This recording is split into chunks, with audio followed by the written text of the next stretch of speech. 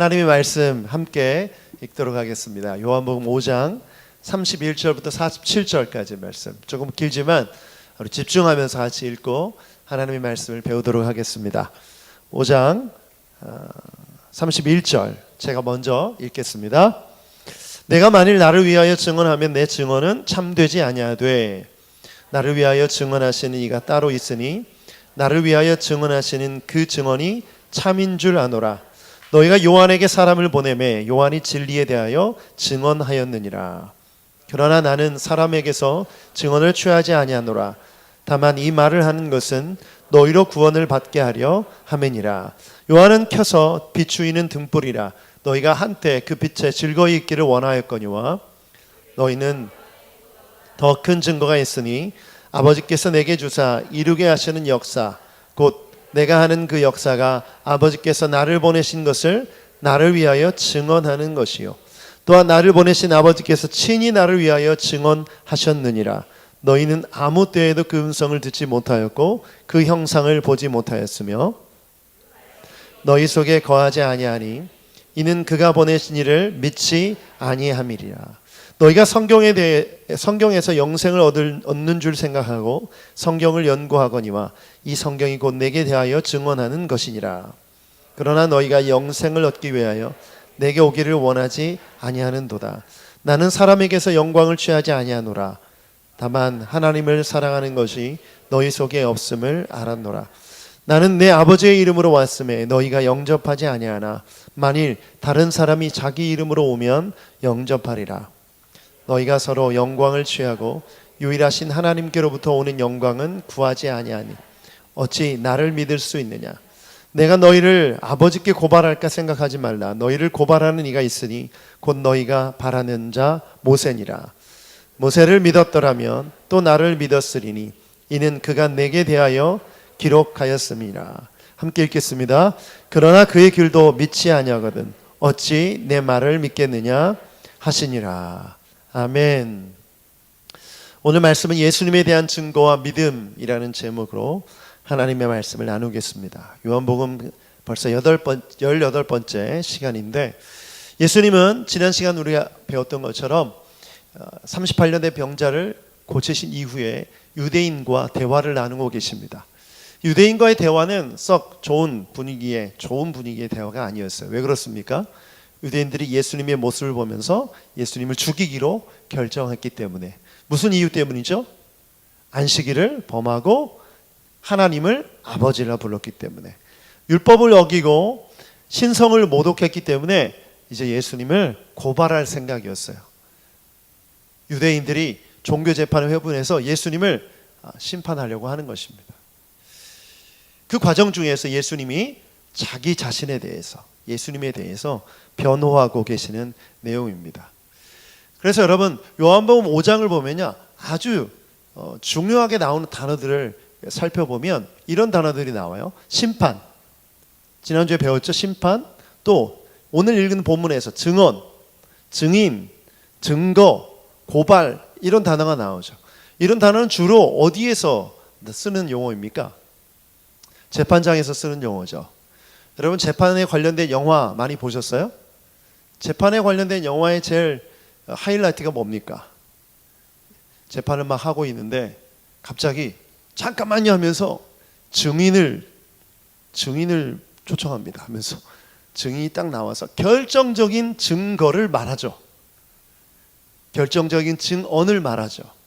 그러면서 재판 결과가 뒤집어지면서 뭐 무죄가 판결되고 뭐 그런 영화 스토리를 많이 보셨을 거예요.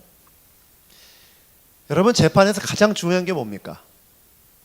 증거입니다. 혹은 증명할 수 있는 증거를 가진 증인. 그렇기 때문에 예수님께서 유대인과 자신의 죄에 대해서 고발하려고 하는 유대인들에게 대하여 예수님은 뭐가 필요한 거예요? 증인, 증거가 필요한 거예요.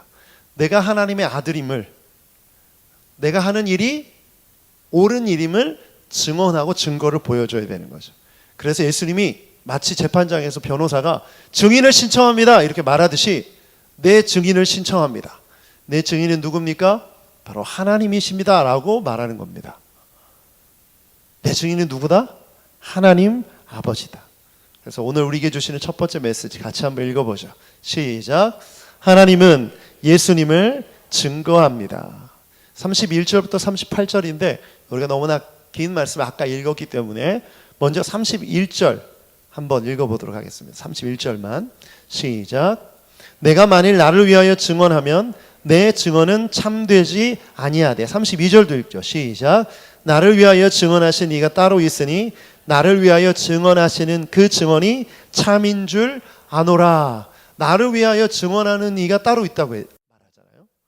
여러분, 피고가 자기 스스로 자기를 증언하는 것 물론 말할 수 있죠. 그러나 그것이 증거로 채택되는 데는 한계가 있죠. 그것을 증명하기 위해서는 제3자 혹은 확실한 증거물이 필요하듯이 예수님은 이 말을 표현하고 있는 거예요. 나를 증언해 주시는 분이 있는데 그분은 누구다? 바로 하나님 아버지시다.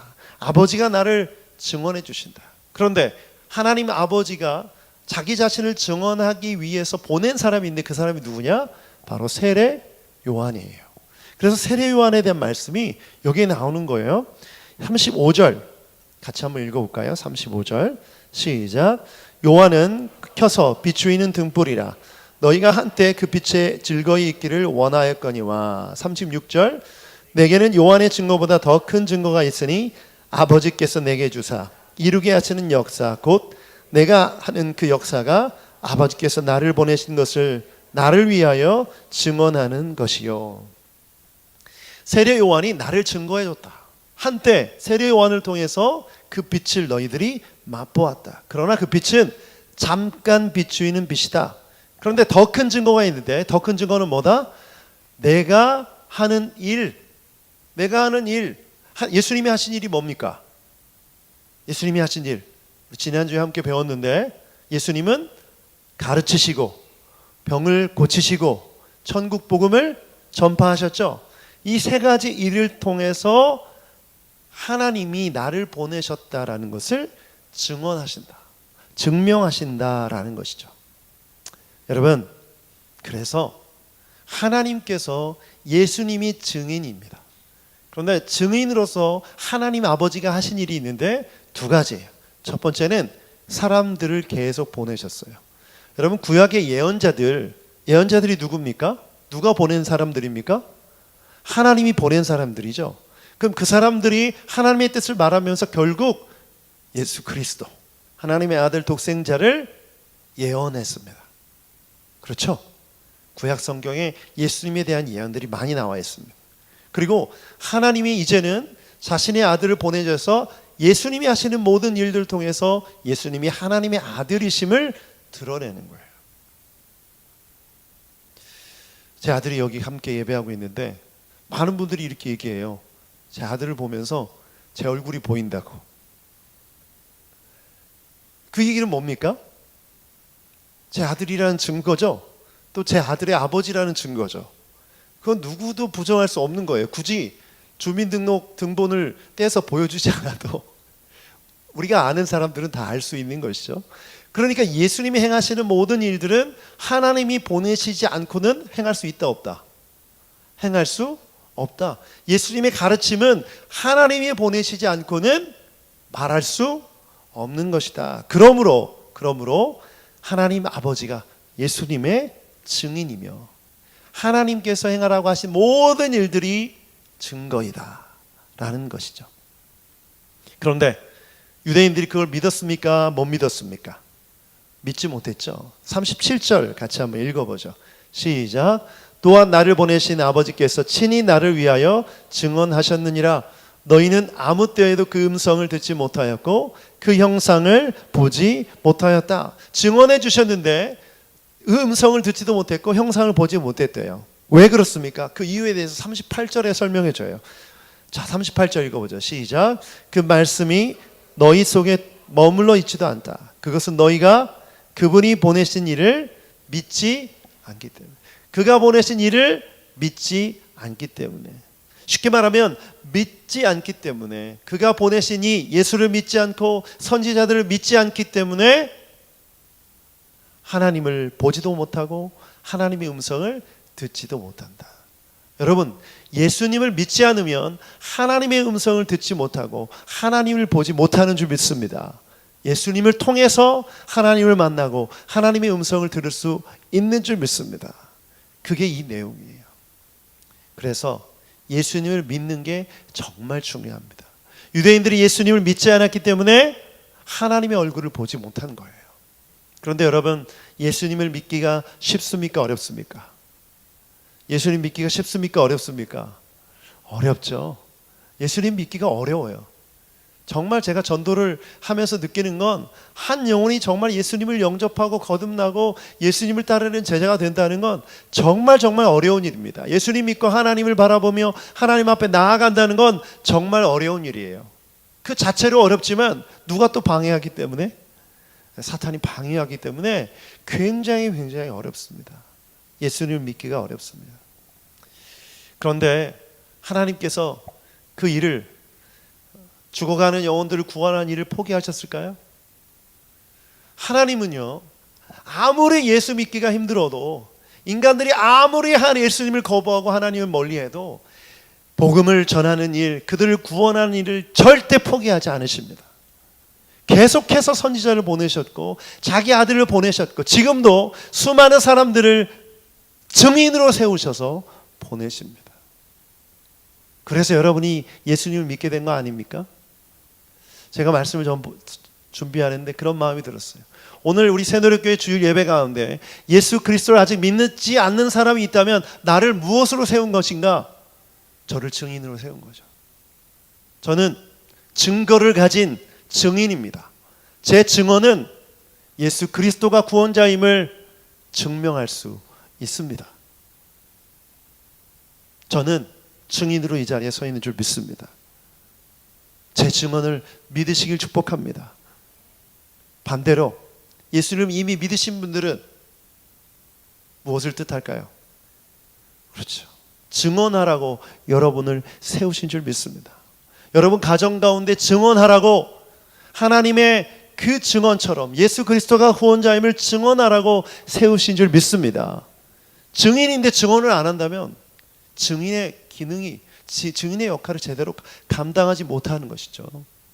그렇기 때문에 여러분, 하나님께서 예수 그리스도를 직접 증언하신 것처럼 우리도 예수 그리스도를 우리가 서 있는 자리에서 만나는 사람들에게 증언해야 되는 줄 믿습니다. 재판에서 증인이 얼마나 중요합니까? 증인의 증언에 따라서 유죄 무죄가 갈리죠. 그러면 우리의 증언에 따라서 지옥 갈 영혼들이 천국 가게 된다는 거예요. 얼마나 놀랍습니까? 그래서 여러분, 믿지 않는 자들을 전도해야 됩니다.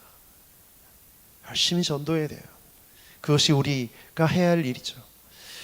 요한계시록 2장 13절에 안디바라는 사람의 이름이 나옵니다. 같이 한번 읽어보죠. 시작. 내가 어디에 사는지 내가 아노니 거기에는 사탄의 권자가 있는 데라.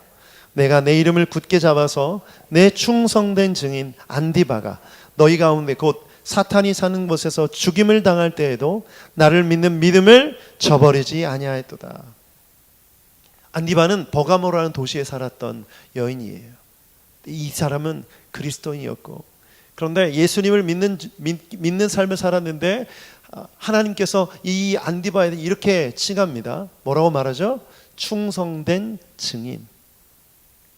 충성된 증인인데 얼마나 충성됐느냐? 사탄이 사는 곳에서 죽임을 당할 때에도 나를 믿는 믿음을 저버리지 않았다. 여러분, 이 시대는 로마 시대입니다. 로마의 이 강력한 제국이 어디까지 갔냐면 황제를 숭배하게끔 했어요. 황제를 숭배하고 황제에게 예배하지 않으면 제대로 사회생활을 할 수 없을 정도로 아주 강력하게 통치했던 시대입니다. 종교의 자유를 인정했습니다. 니네들 원하는 대로 다 섬겨. 그런데 황제도 같이 숭배해. 다른 종교인들은 어떨지 모르겠어요. 그런데 그리스도인들은 어떻게 했을까요? 절대 그것을 할 수가 없죠. 그런데 그것을 미워한 유대인들이 고발하는 거예요. 저 기독교인들이 황제를 숭배하지 않는다. 그래서 그들을 잡아다가 옥에 가두고 화형을 시키고 죽이는 것입니다. 안디바는 전승에 의하면 어떻게 죽었는지 아세요? 큰 노새에 끓는 물에, 끓는 기름에 던져 넣어서 그렇게 죽었어요. 그런데 안디바는 목숨을 걸고서라도 자기가 믿고 있고 자기가 알고 있고 자기가 경험한 것을 바꿀 수가 없어요. 왜? 증인이기 때문에. 자기가 보고 경험한 것은 진리이기 때문에. 절대 내 목숨을 빼앗아 간다 해도 나는 이 말을 뒤집을 수가 없고 거짓을 말할 수 없기 때문에. 여러분, 그것이 충성된 증인인 줄 믿습니다. 여러분, 증인은 증인대에 서야 돼요. 어떤 위협이 있어도, 어떤 공격이 있어도, 어떤 모략이 있어도 사실을, 진리를 말하는 사람이 증인인 줄 믿습니다. 그런데 여러분, 여러분이 믿고 있는 것이 진리인데 영혼의 이 결말을, 영혼의 결과를 결정하는 증언을 갖고 있는 사람인데 여러분이 말하지 않는다면 수많은 사람들이, 수많은 영혼들이 지옥으로 가게 되는 거예요. 예수님은 그걸 말씀하고 계시는 거죠. 그렇다면 여러분, 우리는 하나님 앞에서 증인으로 다시 한번 서야 되는 줄 믿습니다. 한국 교회 가운데 신사참배라는 엄청난 마귀의 시험이 있었어요. 그때 우리 선배들이 두 부류로 나눠졌죠. 한 부류는 신사참배를 했어요. 뭐 어떠냐? 교회를 지키고 우리가 핍박받지 않고 자유롭게 신앙생활을 하면 신사참배 해야 돼. 그런데 그렇지 않아. 우리는 예수 그리스도 오직 하나님께만 예배하고 하나님만을 섬기는 하나님의 사람들이다. 결코 신사참배를 할 수 없다고 거부한 사람들은 매맞고 감옥에 갇히고 죽임을 당했어요. 여러분, 그런 아주 불같은 시험을 통과한 교회가 한국교회입니다. 만약 우리에게 똑같은 시험이, 똑같은 일이 우리 앞에 놓인다면 여러분 어떻게 하겠습니까? 여러분, 이 질문은 정말 중요합니다. 내가 믿는 예수가 진리이고 내가 믿는 신앙이 진짜 하나님께서 내게 주신 말씀이라면 목숨을 걸 수 있습니다. 저는 목숨을 걸 수 있다고 생각해요. 걸어야 된다고 생각해요. 저는 그래서 그날이 마지막 날이 될지도 모릅니다. 정말 종말의 때에 예수님이 다시 재림하실 때 반드시 믿는 자들을 시험하고 환난 가운데 하나님께서 내어주실 텐데 그때 진짜 가라지와 알곡이 구분될 것이며 정말 진짜 신앙을 가진 사람과 그렇지 못한 사람이 다 구분될 것입니다. 저는 그때 여러분이 하나님께서 칭찬하시는 충성된 증인으로 남게 되길 주님의 이름으로 축복합니다. 그러려면 분명히 알아야 돼요. 나는 증인이고 내가 보고 듣고 경험한 이 모든 것은 진리임을, 목에 칼이 들어와도 나는 이것을 거부할 수 없으며 내 입을 막아도 나는 말할 수밖에 없다는 그런 확신과 믿음이 있어야 될 줄 믿습니다. 두 번째, 성경은 예수님을 증거합니다. 같이 한번 따라서 읽어보죠. 시작. 성경은 예수님을 증거합니다. 자, 39절부터 40절 두 구절 읽어보겠습니다. 시작. 너희가 성경에서 영생을 얻는 줄 생각하고 성경을 연구하거니와 이 성경이 곧 내게 대하여 증언하는 것이니라. 그러나 너희가 영생을 얻기 위하여 내게 오기를 원하지 아니하는도다. 새누리교회는 성경을 읽는 교회입니다. 아멘 하실 때 하나님의 복이 임할 줄 믿습니다. 자, 새누리교회는 성경을 읽는 교회입니다. 왜 읽습니까? 하나님의 말씀이니까. 그러면 하나님의 말씀이 어떤 의미가 있길래 읽는 것입니까? 여러분, 제가 책을 썼습니다. 예를 들어서 얘기하는 거예요. 제가 책을 써서 여러분 만약에 판매한다면 다 사실 거죠? 네. 사서 읽으시면서 뭘 깨닫게 돼요? 뭘 알게 돼요? 저자인 저의 책을 쓴 의도를 알게 되겠죠. 이 책을 통해서 뭘 말하고 싶은지를 알 수 있게 되잖아요. 그러면 책을 쓸 때 이 책 안에 제가 원하는 의도를 기록했겠죠. 다양한 방법으로 예화도 넣고 뭐 설명도 넣고 주장도 넣고 인용도 넣고 말을 써서 주장할 거예요. 그럼 결국 그 책을 읽고 난 뒤에 저자의 뜻은 이거구나 이렇게 알게 되는 게 너무나 자연스러운 이치죠. 그런데 우리가 성경을 읽는데 성경 안에서 저자이신 하나님의 뜻, 하나님의 생각, 하나님의 계획을 발견하지 못한다면 성경을 잘 읽는 겁니까? 못 읽는 겁니까? 못 읽는 거죠. 유대인들이요, 열심히 공부했어요. 열심히 공부하고 연구했는데 오늘 본문 말씀이 아니면 예수님의 뜻이 뭐예요? 성경을 잘 연구한 거예요? 못한 거예요? 잘 못한 거죠. 유대인들이 이렇게 생각했어요. 성경을 잘 읽고 성경 안에 있는 대로 율법대로 살면, 행하면 뭘 얻는다고 믿었어요? 영생을 얻는다고 믿었어요. 오늘 말씀에 나오잖아요. 너희가 성경을, 영생을 얻기 위하여 얻을 줄 생각하고 성경을 연구하거니와 성경이 곧 내게 대하여 증언하는 것이니라. 성경은 예수님에 대해서 증언하는 것인데, 하나님께서 성경을 허락하신 목적은 예수님을 보여주고 알려주고 믿게 하려고 한 것인데, 예수님을 믿지 않고 영생을 얻는 줄만 알고 성경만 연구하고 그것을 따르려고 노력한다는 거죠. 한마디로 헛수고이다, 헛수고이다. 여러분, 그래서 요한이 요한복음 1장 1절을 뭐라고 썼어요? 태초에 말씀이 계시니라. 이스라엘 백성들이 하나님의 말씀이라고 여기는 율법, 성경, 그 성경을 허락하신 분이 결국 누구다? 예수님이다. 예수님이 말씀이고 하나님께서 말씀이신 예수님을 보내주셨다. 결국 그러니까 성경은, 말씀은 누구를 보여줍니까? 예수님을 보여주는 거죠. 영생을 곧 예수 그리스도를 통해서 얻을 수 있다는 것을 보여주는 것입니다. 그러니까 성경을 읽었는데도 예수 그리스도를 믿지 못한다면 허투루 읽는 것이죠. 헛수고를 한 것입니다. 40번, 50번, 100번, 1000번을 읽어도 아무 소용이 없어요. 주변에 그런 분들 있지 않아요? 나 성경 3번 읽었어, 10번 읽었어. 그런데 예수님은 안 믿어. 이런 분들 못 보셨어요? 저는 몇 번 봤는데 정말 그 사람이 성경을 제대로 읽었나라는 생각이 들고요, 첫 번째. 그리고 다른 목적과 다른 뜻으로 읽으면 이럴 수도 있겠구나. 여러분, 유대인들에 대한 영생에 대한 생각을 볼 때 얼마나 열심히 율법을 지켰는지 지난주에 함께 나눴죠. 율법의 말씀을 지키기 위해 엘리베이터 버튼도 안 누르는 거예요. 안식일을 범하지 않기 위해. 그러면 이 모든 것들은 자기 스스로에게도 적용했겠지만 누구에게도 적용했을까요? 네? 다른 사람에게도 적용했겠죠. 다른 사람에게도 적용했겠죠. 그러면서 그 성경의 이야기, 나오는 말씀을 가지고 이 최선을 다해서 이 행위로 내가 영생을 얻을 수 있다고 그렇게 생각하고 율법을 대했던 거예요. 그런데 요한복음 5장 46절, 오늘 본문의 뒷부분에 나오는 말씀인데 같이 한번 읽어보죠. 시작. 모세를 믿었더라면 또 나를 믿었으리니 이는 그가 내게 대하여 기록하였습니다. 여러분, 모세오경 아시죠? 토라. 유대인들이 아주 소중하게 여겼던 이 토라는 모세를 통해서 쓰여진 책이라고 믿었어요. 그러면 이 토라, 모세오경은 결국 누구를 증거하는 것이다? 예수님을 증거하는 것이다. 그럼 너희가 성경을 연구하고 잘 지키고 따른다면 결국 누구를 알게 된다? 예수님을 알게 된다. 그럼 나를 영접하지 않은 것 뭐 한 거예요? 잘못 성경을 연구하고 공부한 것이죠. 여러분, 디모데후서 3장 15절 말씀 같이 읽어보죠.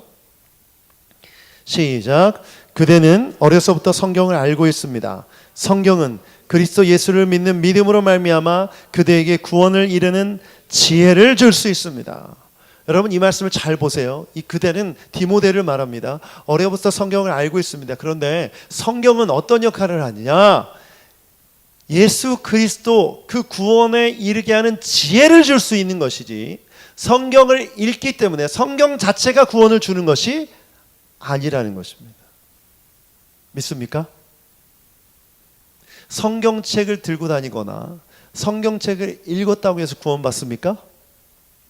성경 안에 있는 구원의 계시의 말씀이신 예수님을 믿을 때 구원을 받게 되는 줄 믿습니다. 아멘. 여러분, 신천지인들이 얼마나 성경 연구를 많이 하는지 아시죠? 정말 많이 합니다. 열심히 합니다. 아침 밤낮을 열심히 하고 막 외우고 정말 열심히 해요.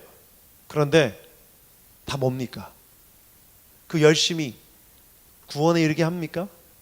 영생을 줍니까? 다 헛수고죠. 다 수고해요. 성경이 가르쳐주고 있는 구원에 이르게 하는 지혜는 바로 예수 그리스도에 대한 믿음인 줄 믿습니다. 성경을 연구하고 성경을 바르게 말씀을 읽으면 예수 그리스도를 발견하게 되는 거예요. 여러분, 리 스트로벨이라는 목사님의 책 예수는 역사다라는 책이 있습니다. 여러분, 이 책을 꼭 읽어보시길 바라요. 이 리 스트로벨 목사님은 원래 기자였습니다. 트리뷴주의 기자였는데 기자로 입사해서 승승장구했어요. 굉장히 실력 있고 좋은 평가를 받아서 아주 좋은 위치까지 올라갔어요. 그런데 어느 날 가족들과 함께 식사를 하러 레스토랑에 갑니다. 레스토랑에 가는데 어린 자녀가 음식을 먹다가 기도에 음식이 걸린 거예요. 아이가 막 점점 새파랗게 질려가고 죽어가고 있어요. 그런데 옆에 테이블에 있던 흑인 부부가 있었는데 그 아내 되는 흑인 여인이 간호사였었어요. 간호사가 응급처치를 해서 그 목에 기도에 걸린 음식물을 꺼내주는 거예요. 이렇게 하는 방법 아시죠? 그걸 통해서 꺼내줬어요. 아이가 거의 죽게 됐는데 살아나게 된 거예요. 그러면서 이렇게 말합니다. 내가 오늘 다른 식당 가려고 했는데 이 식당 앞을 지나가다가 다른 곳으로 가려고 했는데 하나님께서 나를 이곳으로 가라고 하시는 것 같더라. 그래서 자기가 이 식당을 왔다는 거예요. 그런데 자기가 왜 이 식당에 왔는지, 왜 이 테이블에 왔는지 알 것 같다고 하면서 그 얘기를 그 부부에게, 리스토벨에게 얘기해 줍니다. 이 얘기를 들은 리스토벨의 아내는 하나님을 믿게 돼요. 예수님을 영접하게 됩니다. 그런데 남편인 리는 어떻게 됐을까요? 안 믿습니다. 그럴 수가 없어. 이건 우연이야. 그러면서 아내가 자꾸 신앙을 갖게 되고 예수님께 나아가게 되고 기도하게 되니까 이 아내가 믿는 믿음, 그 믿음이 진짜인지 사실인지 알아보기 위해 성경을 이제 연구하기 시작합니다. 어느 정도로 연구하냐면 성경을 이렇게 보다가 성경의 그 사본까지도 찾아보게 되고 이스라엘에도 막 직접 가보게 돼요. 기자 정신이 이제 발동되는 거죠. 그러면서 여러 가지 과학적 기법과 사실을 확인하는 사실 기법들을 다 조사한 이후에 결국은 성경이 사실임을 인정하게 됩니다. 그리고 예수님을 주로 고백하게 됩니다. 그래서 지금 목사님이 되어서 예수님을 변증하는 변증가로 하나님의 말씀을 전하는 분이 되었어요. 그게 영화로도 제작됐습니다. 예수는 영화다. 예수는 네, 졸고 계신 분이 다 깨셨네요. 예수는 역사다. 예수는 영화다. 비슷하네요. 예수는 역사다. 그 영화를 꼭 한번 보시기 바랍니다. 결국 하나님의 말씀을 읽음으로 말미암아 성경을 연구함으로 말미암아 누구를 만난 겁니까? 예수님을 만나게 된 거예요. 여러분, 예수를 잘 믿기 위해서 뭘 읽어야 됩니까? 성경을 읽어야 됩니다. 성경을 통해서 예수님을 만날 수 있기 때문에, 구원자이신 예수님을 만날 수 있기 때문에. 그래서 성경이 중요한 것이죠. 여러분이 그래서 성경을 읽을 때 예수님을 발견하시길 축복합니다. 창세기를 읽을 때 창조 시대에 말씀으로 계셨던 예수님을 발견하시길 축복합니다.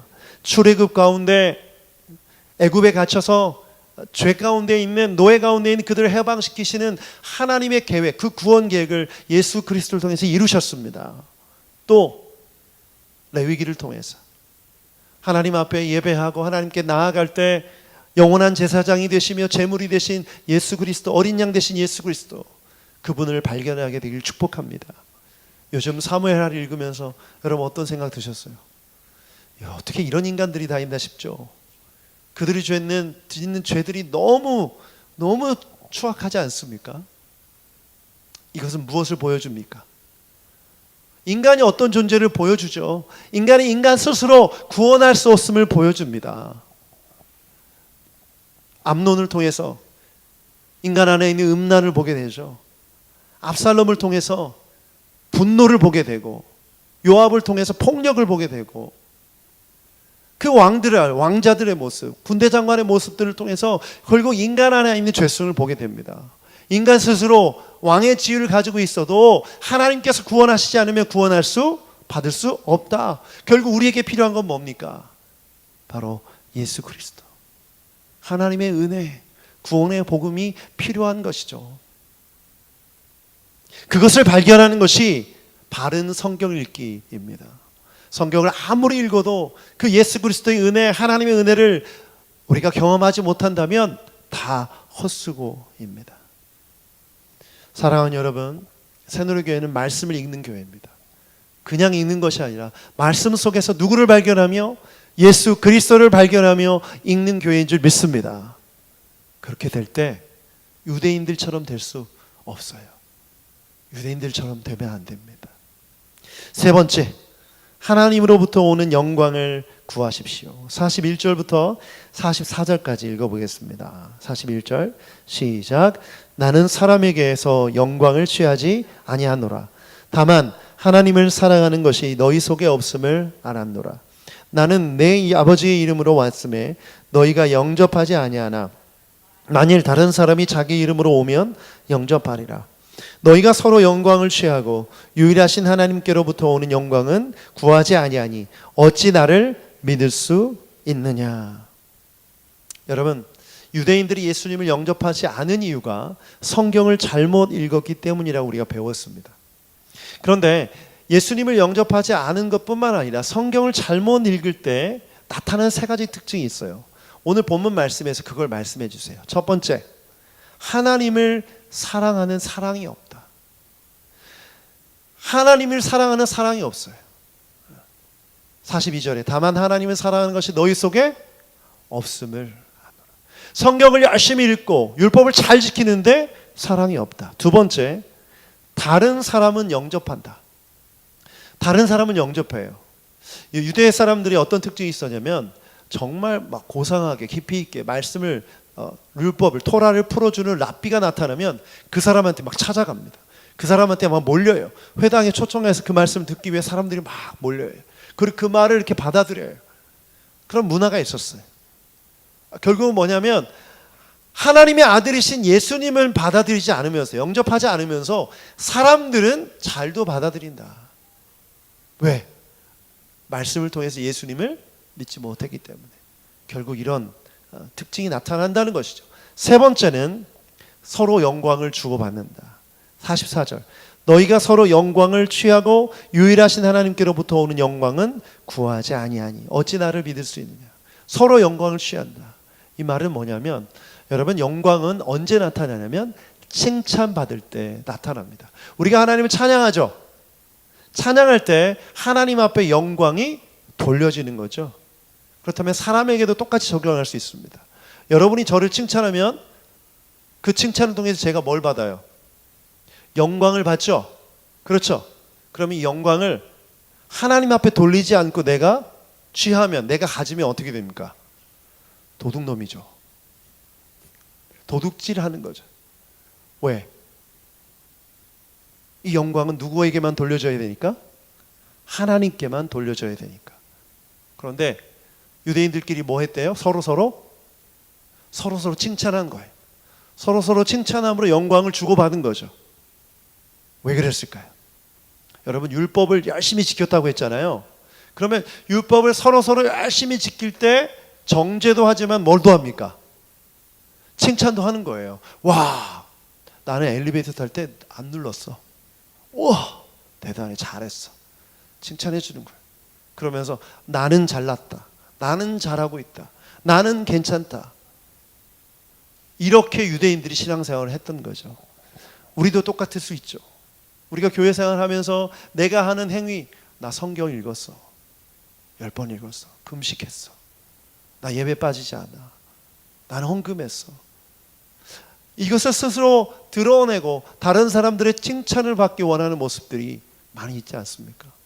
그리고 그 칭찬을 들으면서 하나님 앞에 영광 돌리지 않고, 그래 나는 이런 칭찬, 이런 영광을 받을 만해 라고 생각하고 말하는 순간 유대인들이 했던 똑같은 죄를 짓는 거예요. 여러분, 이런 모습이 우리 교회는 없게 되길 축복합니다. 물론 격려와 칭찬은 중요합니다. 필요합니다. 오늘 찬양팀, 예배팀 정말 잘하셨어요. 그렇죠? 우리 칭찬의 박수, 격려의 박수 한번 하겠습니다. 생각보다 크진 않네요. 아무튼 지금 칭찬 받았어요. 그럼 이거 어떻게 해야 됩니까? 네, 그냥 먹으면 도둑이 되는 거예요. 격려받고 칭찬받을 때 이걸 어떻게? 하나님께. 내게 이런 연주를 할 수 있는 달란트를 주신 분, 내게 이런 능력을 주신 분, 은혜를 주신 분, 시간을 주신 분, 호흡을 주신 분, 그분은 하나님이십니다라고 고백할 때 영광을 돌리게 되는 거죠. 굉장히 중요합니다. 여러분, 주방에 있는 섬김들 열심히 지금 봉사하고 있는데요, 일부 예배 때 말씀 들었어요. 올라가서 칭찬해 주세요. 격려해 주시고, 그럼 그분들이 그래, 나는 칭찬받을 만해, 열심히 하고 있어 라고 생각하고 그걸 먹으면 안 되죠. 말씀 들었기 때문에 아마 돌리실 거예요. 올라가서 반드시 꼭 칭찬해 주시고 격려해 주시길 바랍니다. 서로 저에게도 좀 칭찬 좀 해주세요. 저도 좀 돌릴 게 좀 있어야잖아요. 근데 문제는, 유대인들의 문제는 뭐였다고요? 자기가 취했다는 거예요. 자기가. 뭐 때문에? 하나님의 말씀을 제대로 읽지 못했기 때문에, 예수 그리스도를 만나지 못했기 때문에 이런 행동을 하고 있었다라는 것이죠. 그리고 하나님을 사랑한다고 말하면서 그 안에 사랑이 없다. 행위만 있고 사랑이 없다. 지난주에 나눈 것처럼 형식과 본질을, 균형을 잡아주고 형식 안에 본질을 채우는 게 뭐라고 했죠? 관계라고 했어요. 하나님을 사랑하는 그 사랑의 관계가 있으면 당연히 내가 하는 모든 행동 속에 하나님의 마음과 하나님의 뜻이 담기는 줄 믿습니다. 근데 이 유대인들은 그게 없었다라는 것이죠. 사람들은 막 영접해요. 우리가 사람에 대해서 반응하고 사람들 주목하는 거 뭐 그럴 수 있어요. 그런데 그 사람은 누구를 보여주기 위한 통로입니까? 하나님을 보기 위한 통로인 거죠. 보이는 사람보다 보이지 않는 하나님이 더 중요한 것인 줄 믿습니다. 그렇기 때문에 우리의 삶 가운데 정말 자신을 잘 돌아봐야 돼요. 내가 하나님으로부터 오는 영광을 구하고 있는지, 내가 내 안에 사랑이 있는지, 사람이 주목하고 있지 않는지를 돌아봐야 될 줄 믿습니다. 여러분, 고린도전서 13장 1절 같이 한번 읽어보죠. 시작. 내가 사람의 모든 말과 천사의 말을 할 수 있을지라도 내게 사랑이 없으면 울리는 징이나 요란한 꽹과리가 될 뿐입니다. 어떤 행위를 한다 할지라도 그 안에 하나님을 향한 사랑이 없으면 깡통입니다. 시끄러운 깡통이에요. 아무리 아름다운 목소리로 노래하고 연주를 해도 그 안에 하나님을 사랑하는 사랑이 없으면 그건 소음에 불과해요. 반대로 좀 부족해도, 좀 연약해도 하나님을 향한 사랑과 이웃을 사랑하는 사랑이 가득하다면 그것은 하나님이 뭘 하시는 거예요? 칭찬하시는 거예요. 칭찬할 때 뭐가 드러난다고 했죠? 영광이 드러난다고 했죠. 그럼 그 영광을 어떻게 해야 됩니까? 우리가 하나님께 돌리면 되는 거죠. 여러분, 그래서 우리는 사람의 칭찬이 아니라 누구의 칭찬을 받아야 됩니까? 하나님의 칭찬을 받아요. 그러면 하나님은 어떤 사람을 칭찬하세요? 오늘 이 말씀, 이 세 가지의 특징을 반대로 얘기하면 되죠. 하나님을 사랑하는 마음이 가득하고 서로 칭찬과 격려를 할 때 하나님 앞에만 영광을 돌리고, 사람을 보지 않고 하나님을 보면 하나님은 우리를 칭찬하시는 줄 믿습니다. 칭찬받을 때 그러면 이 영광을 누구에게 돌려요? 하나님 앞에 돌리는 거예요. 여러분, 요한계시록에 7교회가 나오죠. 7교회 중에 책망이 없이 칭찬만 받은 두 교회가 어디죠? 서머나 교회와 빌라델비아 교회예요. 이 두 교회는 그 서신서를 받았을 때, 요한계시록을 받았을 때 어땠을까요? 너무 기뻤겠죠. 왜냐하면 다른 교회 얘기도 다 있었으니까. 와, 저 부자 교회, 큰 교회, 대형 교회, 라오디게아 교회, 에베소 교회 다 책망받았네. 야, 저 부자 교회 4대 교회는 죽은 교회라네. 너무 좋다. 우리 서머나 빌라델비아, 우리는 작고 연약하고 돈도 없고 정말 힘든데 우리를 칭찬해 주셨네? 라고 생각한다면 안 되죠. 이 칭찬을 받을 때 그 두 교회가 어떻게 해야 될까요? 모든 영광을 하나님께, 모든 영광을 하나님께 돌립니다. 우리를 칭찬할 때 그 영광이 나타나고 그 영광을 하나님께 돌릴 때 하나님께 진정한 찬양과 영광이 되는 줄 믿습니다. 여러분, 누구의 칭찬을 받고 싶으세요? 하나님의 칭찬을 받게 되길 축복합니다. 우리 교회가 누구의 칭찬을 받아야 될까요? 하나님께 칭찬을 받아야 되죠. 그것이 우리 교회의 목표인 줄 믿습니다. 존재의 목적입니다. 저는 오늘 주신 말씀이 정말 중요한 말씀이라고 믿습니다. 하나님이 예수님을 증언하셨던 것처럼 우리를 이 땅의 복음의 증인으로 세우신 줄 믿습니다. 그리고 성경은 예수 그리스도를 증거하고 있습니다. 성경을 붙들고 성경을 읽음으로 예수님을 믿고 나아가는 여러분 되시길 축복합니다. 사람으로부터 오는 영광 구하지 마십시오. 하나님으로부터 오는 영광을 기대하며 그 칭찬을 기대하며 살아가는 여러분 되시길 축복합니다.